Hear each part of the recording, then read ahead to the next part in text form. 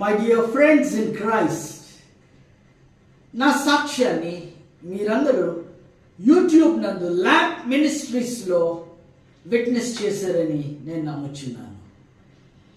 మరి మీరు వినినట్లు ఈ చేతులు ఒకప్పుడు as college student and post college డేస్లో అపవిత్రమైన పుస్తకములను చదివి చూసి నన్ను నేను పాడు చేసుకొని బెంగళూరు సిటీ, హైదరాబాద్ సిటీలోకి వెళ్ళి చూపించి ఎంతో మందిని బ్రతుకులు నాశనము చేయడానికి అపవాది వాడుకున్నది. కానీ క్రీస్తు ప్రభువారు అక్కడితోటి ఆగలేదండి. ఆయన రక్తంతోటి వేలపెట్టి కొన్నారు నన్ను.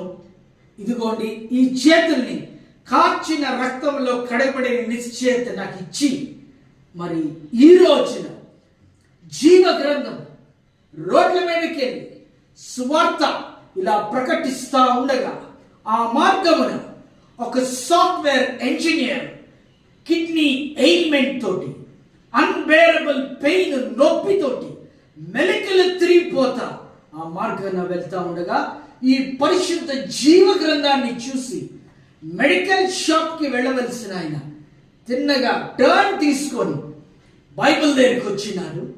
నాతో కొన్ని మాటలు మాట్లాడినాడు. ఆ సమయమున కిడ్నీ పెయిన్ మాయమైపోయిందని చెప్పారు. మరి ఈ దినము దాకా ఆయనకు ఆ కిడ్నీ స్టోన్ ఎయిల్మెంట్ పెయిన్ లేదని చెప్పి దేవుని గురించి సాక్ష్యము పలికారు.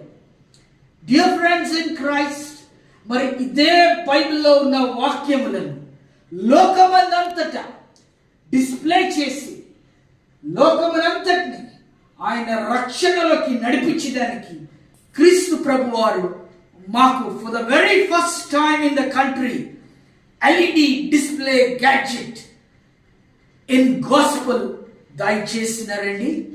మరి ఇలా చేయడం ద్వారా కొన్ని లక్షల కోట్ల మందికి దేవుని వాక్యం ఆయన ఏది ఉద్దేశించి పంపించారో లోకమందంతటా చాటడానికి దేవుడు కృప చూపిస్తున్నారు.